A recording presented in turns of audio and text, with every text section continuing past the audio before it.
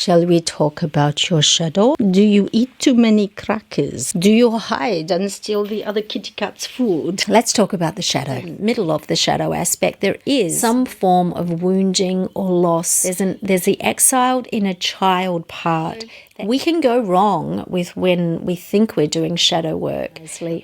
Hi, I'm Clarissa, psychologist, psychotherapist, and somebody who's been in the personal growth world for about 30 years. And so I feel I'm well equipped to advise you on really what shadow work is, understanding the shadow, and how to go about doing your own shadow work, and some warnings around what not to do. So I invite you to listen as I go through at least 3 or 4 different working examples of shadow, how it gets formed, how it gets suppressed, and how it can slowly be uncovered in your life moving forward, so you can have access to the richness of everything that was originally your birthright, and all of the energy and the resources that are part of being the wonderful human that you are and can be moving forward. So please, if you want to hear more about shadow work and inner work, please follow me through this video. It is a bit long, but it's going to be a thorough understanding with some really good examples of how shadow work can be done and what can go wrong in the process. So let's go. There are a lot of courses out there. Shadow work seems to be the latest buzzword. We've gone from breath work and sound healing. We're moving forward into shadow work. And it's such a good thing. Everybody needs to do shadow work. But it's not as easy as taking a 6-week course from somebody who's done a 2-day coaching course who thinks they're going to help you uncover your shadow and get past it. Basically, shadow work is difficult, hard, by necessity. You cannot expect to dig up something that has been a long buried, disavowed part of your personality in a weekend workshop and then call it done. Shadow work is an ongoing process, and you need to approach it delicately, carefully, and ideally with skilled guidance. So I'm going to help you understand how the shadow was formed, the original concepts of the shadow, and why it's important that not only we do our own shadow work, but we do it authentically with a correctly trained advisor or guide. So the term shadow was initially coined by Carl Jung, a Swiss psychiatrist, psychoanalyst. Obviously, we first had Freud, who believed that there was a lot of unconscious repression, but he mainly focused on sexuality and the development of mother and father relationships and how they unfolded throughout life. Carl Jung took a much deeper and broader perspective of the human psyche. He noted how we were intrinsically interconnected with the rest of the culture and the collective of which we were from. He also noted that the ego was divided into a persona, which was the forward-facing part of our personality that we identify with. Now, our unconscious is our personal unconscious, and this is where we can find a lot of what he referred to as shadow material. And then we have the collective unconscious, which is how we are interconnected with the rest of our culture and society. And the culture and society themselves also have a collective shadow.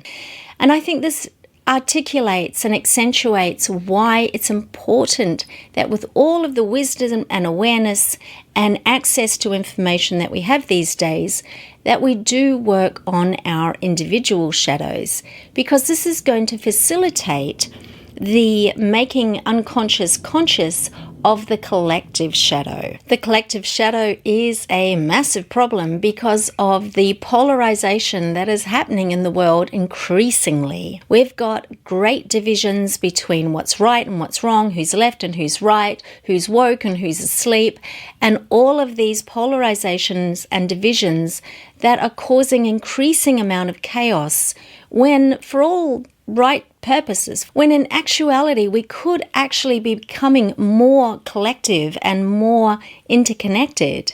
But because media, governments, narratives can polarize us with believing that part of us are right and that other people are wrong, and create all of this fighting and bickering, be it intellectual or in actuality, between two different populations, identifications, polarizations.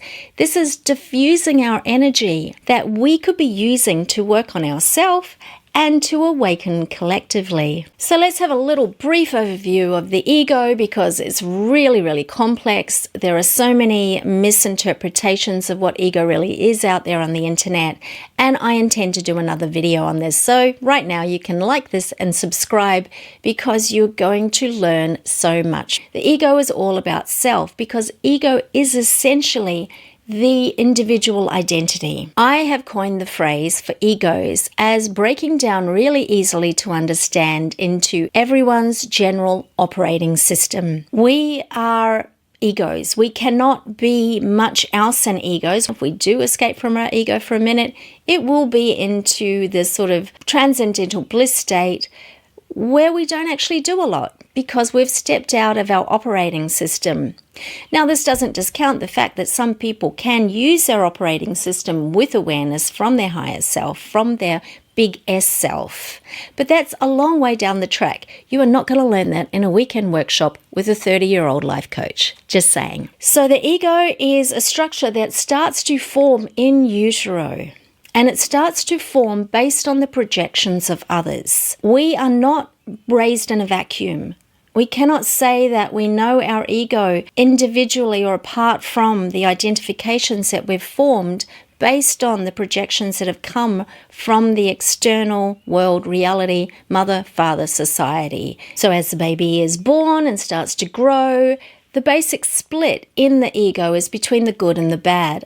As you get older, let's say that you're 1, 2, 3, 4, 5, 6, 7, your environment, the people around you are going to give you the feedback of what's acceptable and what isn't. Now, I believe that all humans are born with access to every potentiality that is available to a human, barring the limitations of their hardware.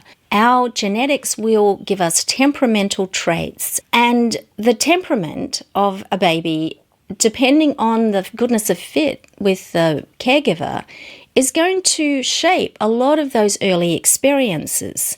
And so you've got this brain wiring up at the just phenomenal amount of neurons, encoding information and experiences. So by the time a child is an infant, a toddler has reached about 3 years old, you've got a pretty well established running software program. You've got an ego already formed to a degree, and it's going to continue to get formulated, shaped by experiences throughout life and how they're perceived. And so the ego formation is often actually always happening. You know, it's a feedback loop. It's like a morphing field that's based on experience, because experience changes us. It changes the brain. And so there's no real static form of ego, but we can identify different aspects of it. Essentially what happens as you grow and throughout your childhood, you are going to learn that certain aspects of yourself are not going to get you love, acceptance, approval, or safety. And so those aspects that may be part of your temperamental capacity, they could be part of your innate soul-driven capacities and potentials, or they could be feelings and emotions, are going to need to be pushed down.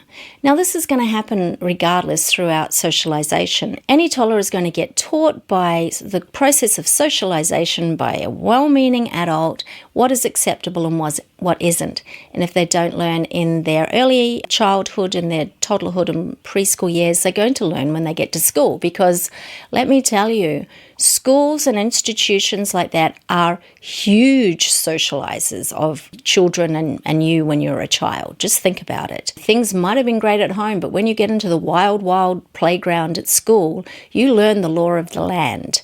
So we are continually being shaped by our experiences with others, and we're forming identifications of who we are, and we're getting the idea of what's acceptable and what's not, what's safe, what's dangerous. So the formation of the shadow is basically the repression out of awareness into the unconscious of aspects of self that either our environment, our parents, our schools, our caregivers, the church, whatever socialized us, whatever environment we grew up in, taught us were unacceptable. And this can happen as early infancy, as the self splits into the good and the bad self. Again, I'll explain that in another video. Please subscribe. And the parts of self that we know are going to get us love, approval, safety are maintained in conscious awareness.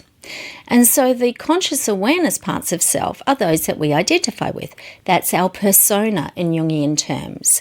Now, for my Gestalt lovers, in Gestalt therapy, we've got the ego. We definitely talk about the ego in Gestalt. We talk about the split between the good part and the bad part, the top dog and the under dog.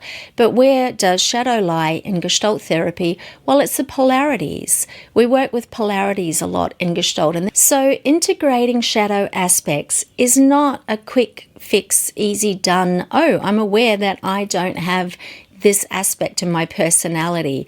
That can be part of it, but shadow by necessity has been repressed. But shadow, by virtue of the term, is largely out of our awareness. It's true that many people have got an awareness, a tacit awareness of what might be a shadow aspect to them, but for most of it, the iceberg is under the surface of our conscious awareness. It's in our unconscious, and because it's shadow, it means that we've pushed it away.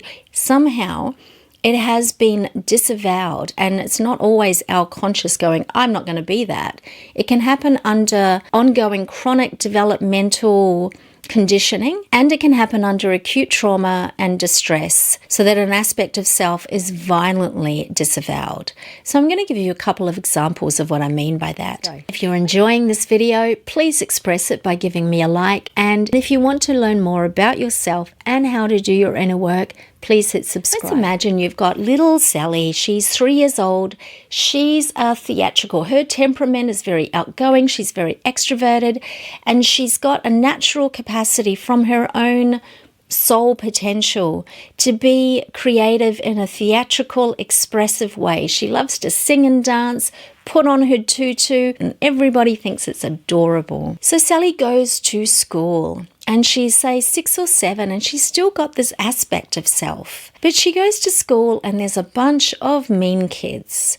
And the mean kids don't like the way that Sally likes to prance and dance and be outgoing. And she starts to have negative experiences of her creative expression.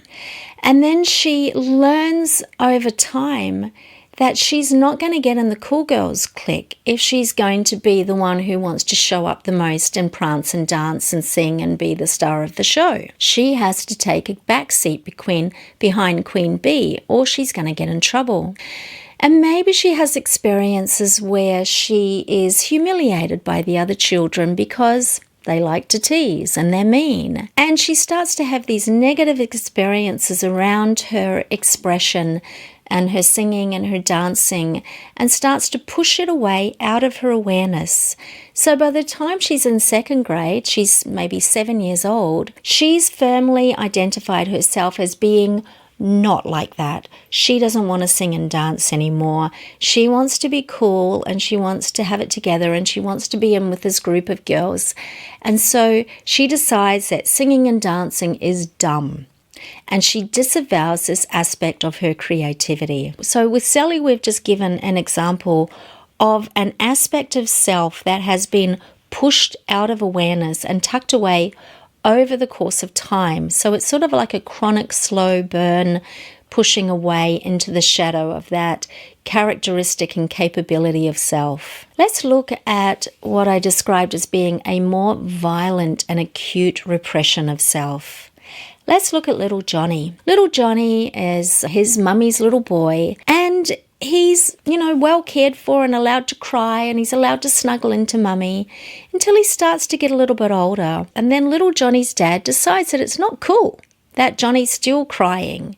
And he's 4 years old, and his dad starts to socialize him. Big boys don't cry.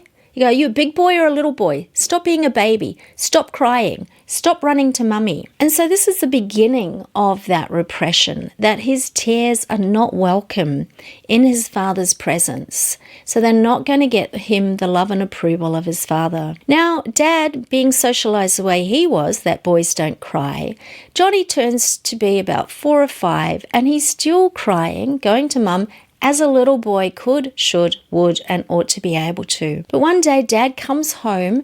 He's had a few drinks. He's really angry. He's had something terrible happen. I don't care what his reasons are. But Johnny's crying, and Dad decides that he's going to belt the tears out of his boy. You've got to stop crying. And so, of course, as he hits his child, Johnny cries more. So then his father, in his rage, hits him more. This is repression in an action. Eventually, Johnny's father's rage makes Johnny suppress his tears. He starts to whimper, he pulls inside, and he crushes in the tears inside him. And his father is satisfied and leaves him alone. And Johnny learns in that moment that crying is going to get him in big trouble, is going to hurt, is going to have him brutalized by his father.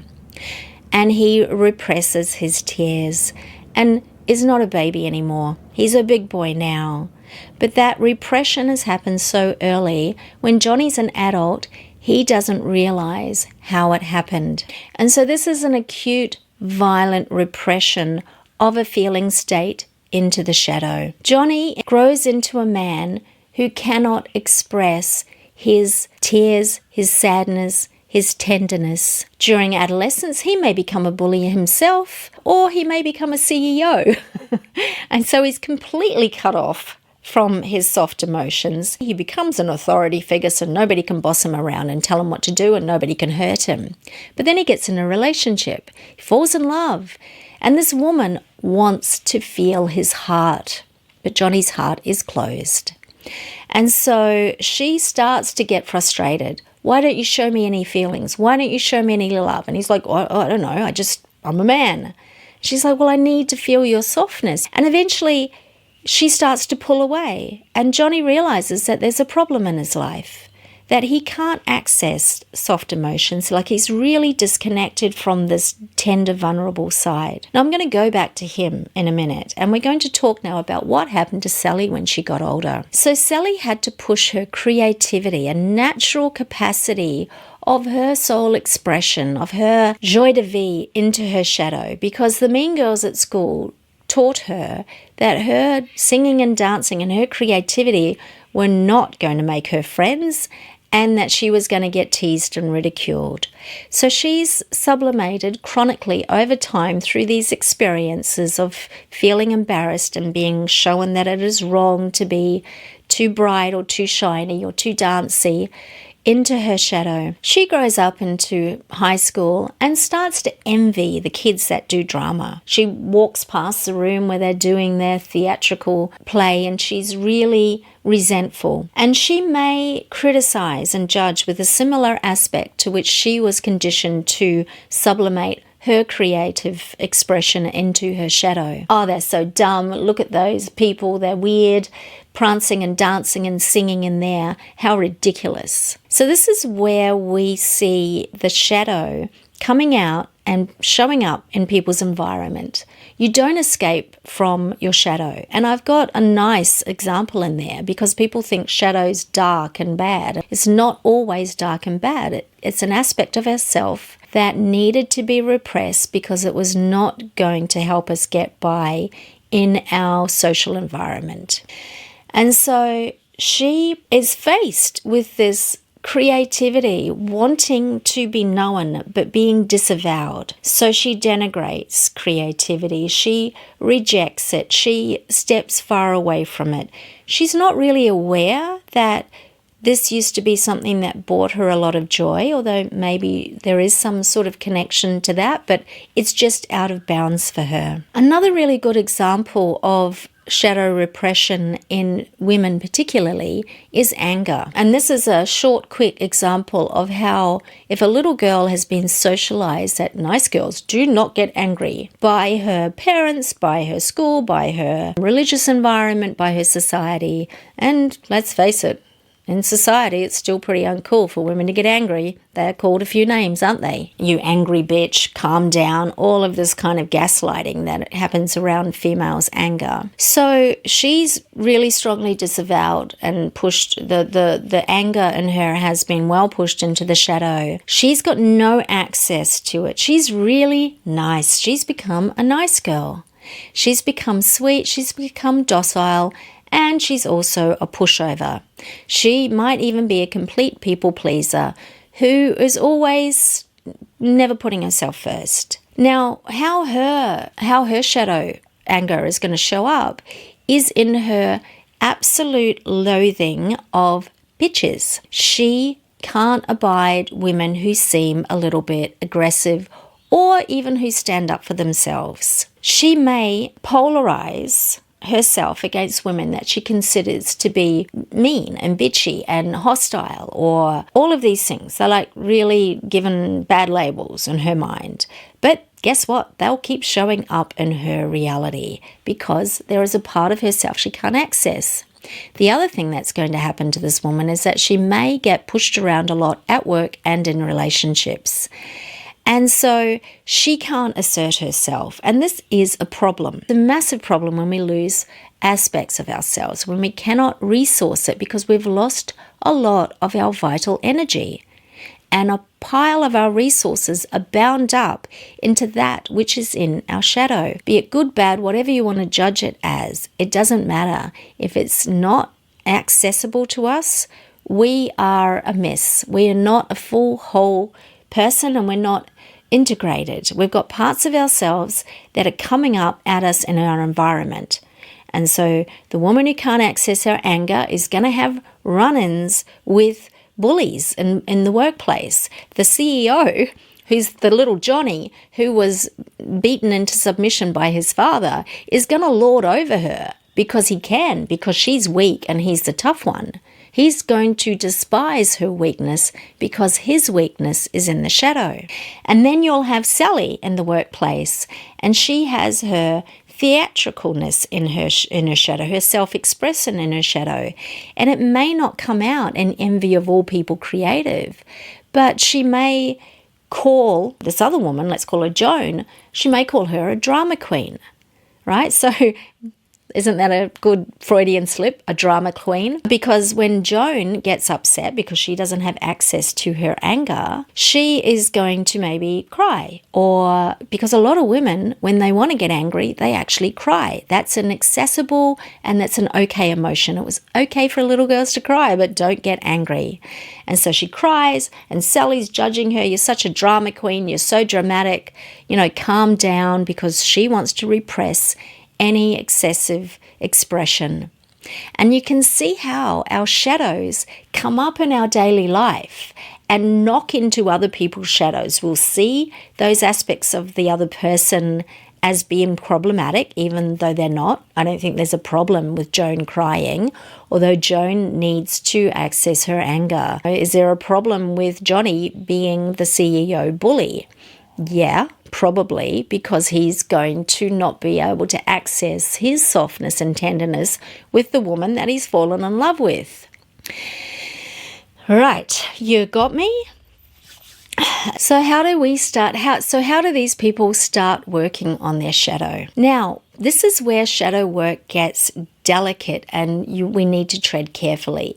And this is why I guess I'm cautioning about these quick fix weekend 6-week courses that are going to resolve all of your shadow material. Each one of these examples have got threads of these experiences that go way back.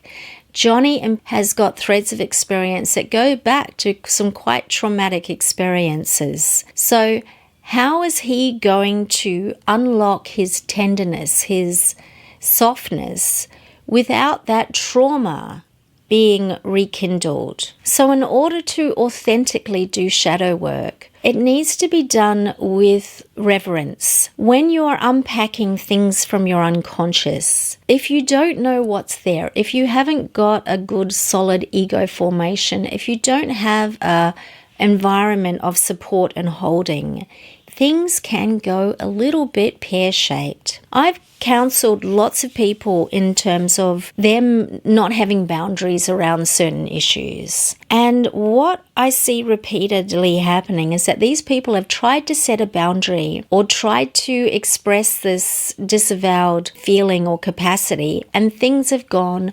pear-shaped because they've basically unwrapped the trauma or the negative experiences or tried to undo defenses too quickly and too abruptly. They haven't done it in a way that is going to honor what their particular ego and psyche can handle, where they're at in their lives, and perhaps the extremity of the situation. So let's have a look at how I can give an example for each three of these where it can go wrong in terms of trying to push through into what you imagine is the stuff in the shadow too forcefully and too rapidly. So let's use Johnny. Okay, so he's the CEO. He's pretty hardcore. He's a bit of a workplace bully, but he's also a human, and he's fallen in love with this woman. And she's got fed up with him being withdrawn and cold. She wants the juice. She wants to feel his love.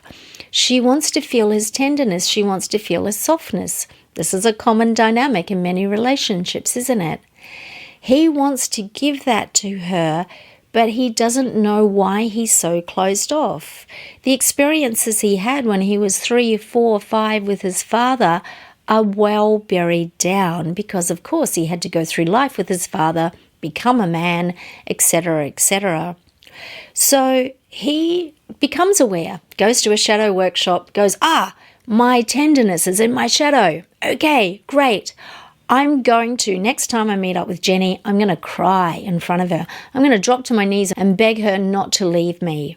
Then I'm going to really show her how much I care and how much I love her. I'm going to do it. I'm going to push through. I hope that when Johnny does this, it works out well. And there is a high chance that it might. But in order for Johnny to do this, he's going to have to push through the repression and the barriers that he's got encapsulated around his tears. So crying alone is one thing. Johnny might be able to cry alone, but crying in front of somebody else, as we learnt, was dangerous. He was punished, he was humiliated, he was shamed, and he had to clam up. Now, if Johnny can unlock his 4-year-old tenderness in that moment, and it works out well for him, I am so happy. And I really hope that unlocks his capacity to do that. But what about all of the structures that have developed around this tender core from 4 to, let's say, he's 40 at this time? You've got 36 years of repression and conditioning and potentially his own hostility towards people that he considers weak and pathetic, and people that cry or whatever. He might sometimes, in the silence of his own life, have a few tears, potentially, maybe not, but he certainly wouldn't show that in front of anyone because that would be dumb and weak. Now, this could also be the Johnny who had suffered bullying at school. Same situation. Trauma around the expression of tenderness, weakness, vulnerability in front of another. For him to fall to his knees, burst into tears, and beg Jenny to not leave is going to be a gigantic step. But the thing about when we unlock these long buried pains, this is a core wound that Johnny has around expressing tenderness and vulnerability. If he wants to express his vulnerability all at once or in a grand gesture, he's going to unlock a cascade of defenses and trauma around it. And likely what could happen is that the expression comes up, and because of the projective identification, his expectation unconsciously is going to be that Jenny may reject him further, because unconsciously this is what happened to him in his past. So in that situation, all Jenny needs to do is blink slowly or look away uncomfortably, and he could get triggered back into repression, shame, all sorts of things. It could become very easily a negative experience. What Johnny really needs to do is start to edge into his sensitivity and start to understand how bound up he might be. He would also need a willingness to become a little bit more open and vulnerable, because there's going to be thousands of structures and experiences within him that are going to say, hit is wrong. Cool men don't cry. You got to be tough. You're going to lose everything. Your empire will fall if you get soft. There's going to be a whole lot of introjected ideas and beliefs around that. So for him to do shadow work on this aspect, he would need to start to understand all of those many different layers that have built upon, if he wants to safely and carefully and gently undo the defenses and the conditioning, to also expose the wound. What is it going to be like for a man who's hardly shed a tear, let alone in front of another, for 40 years? Does he regress back to a 4-year-old? Does his ego get destabilized with the unconscious material coming up? Who is there to support him through this? Is Jenny even going to appreciate it if she's known him as a hard, tough guy? How's she going to cope with this sudden revelation? The things that could go wrong in that moment.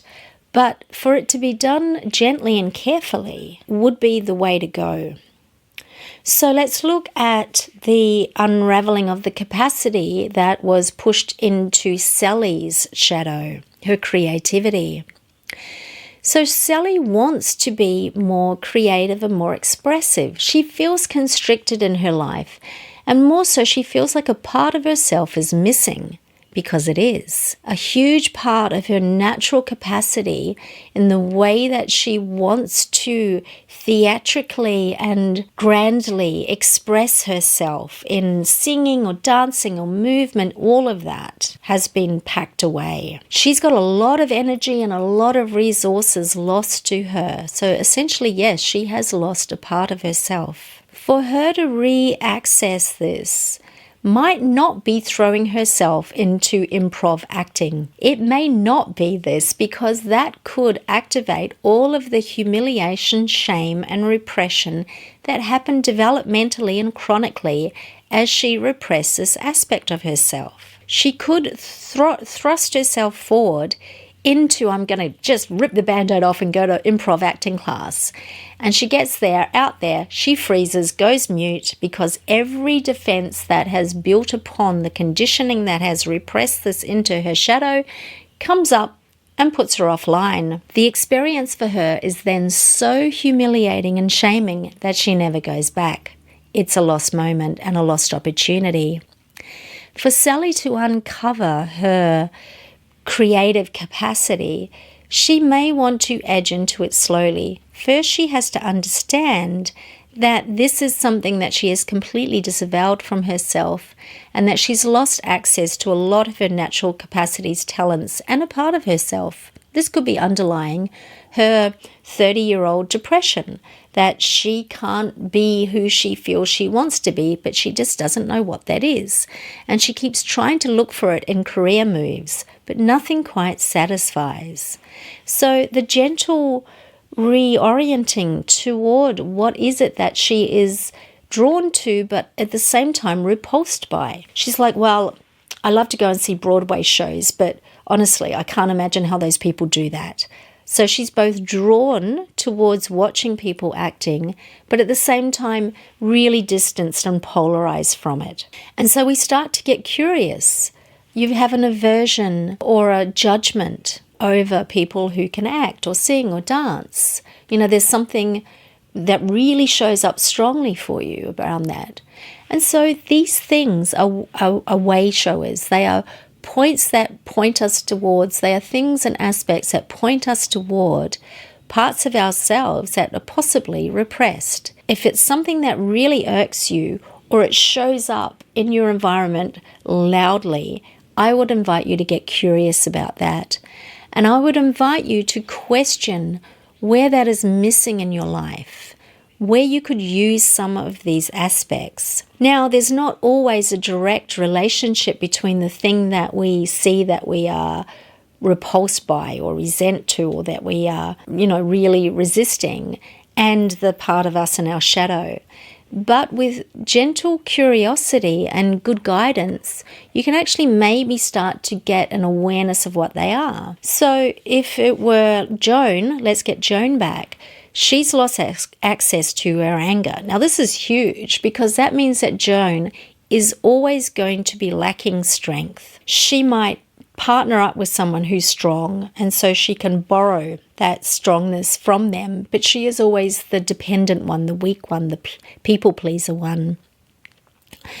Now, this is problematic in terms of many personalities. Gabor Mate will let you know how people pleaser, kind of nice, chronically nice people don't do well later in life because they're repressing a vital force within them. Joan can't access her inner strength.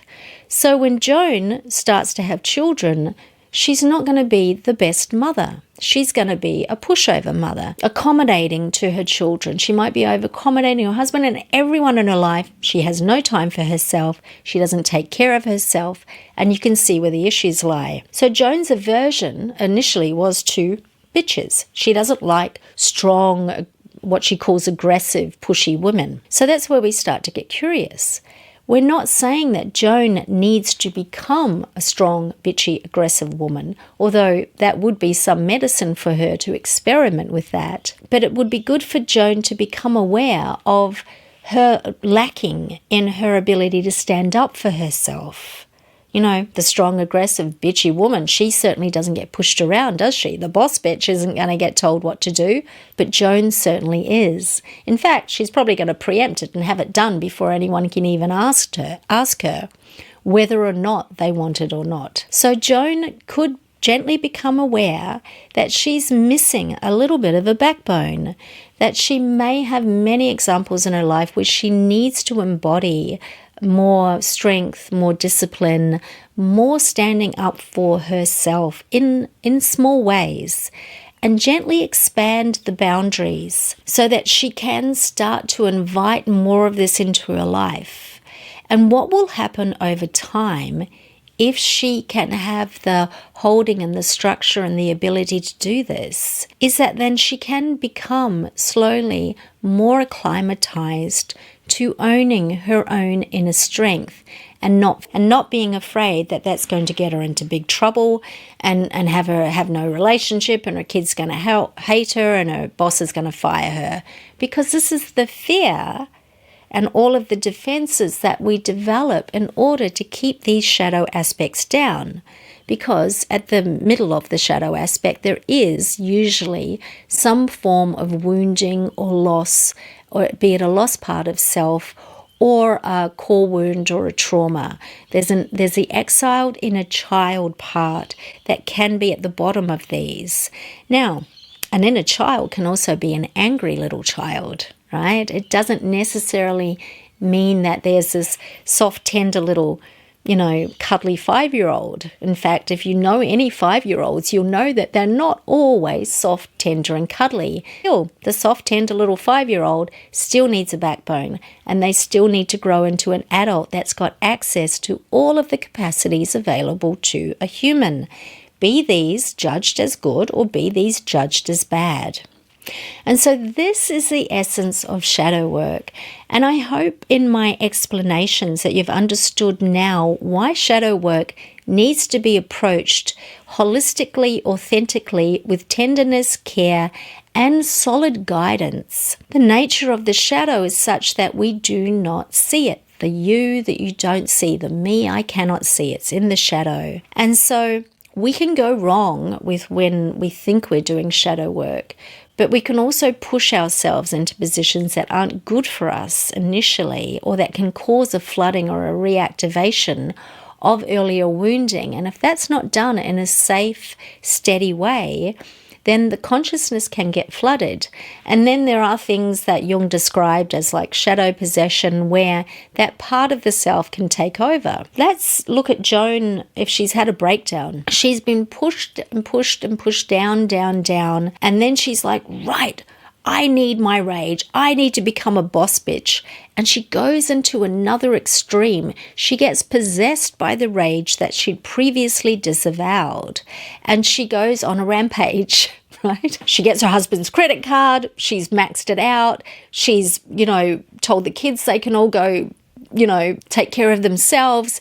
She's gone and left a job. She's gone and dressed down all the friends. And, she's absolutely gone in a whole nother direction that wasn't quite necessary, but she's become possessed by the shadow aspect. We can see that happening in Sally, and she gets drunk and becomes an absolute histrionic show pony at the party.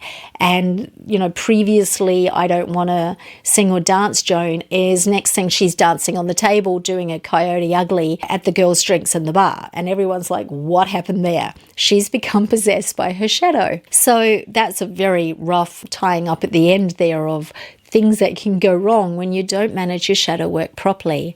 So I hope this has given you a really thorough guideline into the importance of why you want to do your shadow work, how you might go about doing it, and all of the sort of necessities and some great examples of just a few of the various ways that shadow can manifest, albeit not manifest. I will be talking more on the video, more on the shadow, more on inner work, more on the inner child, and all of these aspects that everyone will be well advantaged to do in terms of your own personal and spiritual growth and evolution if we want to make this world a better place. So please give this video a like if you found it useful or enjoyable or informative in any way. I do invite you to subscribe to my channel. I will be sharing an awful lot more information with you. Thank you for spending this time with me. I'll see you next time.